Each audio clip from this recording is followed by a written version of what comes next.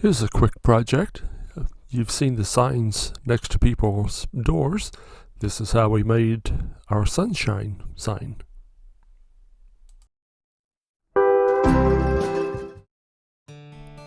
This is made with a 4-foot 2x12. First thing I did was sketch out where the sun was going to go, and then I had to figure out the spacing and the size of the lettering that I wanted to use.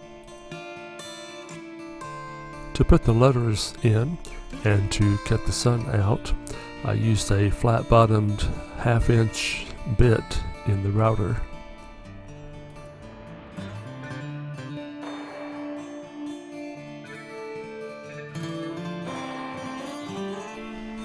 On the letters, I very lightly sketched the size of them and then basically just traced what the pencil marks was.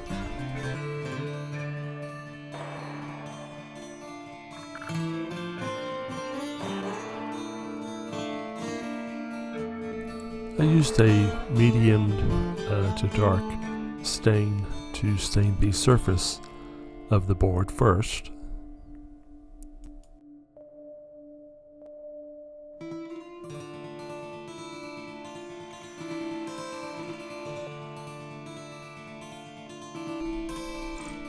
After that had dried, I found a sunburst yellow and painted the sun and the rays from the sun with that.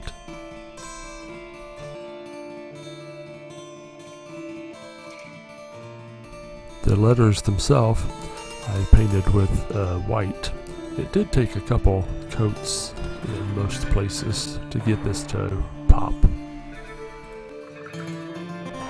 Once I had the lettering figured out in my head, I took a magic marker and did a rough sketch, and then I was able to fix the size of the letterings, make them a little more proportional when I painted the black on for the letters.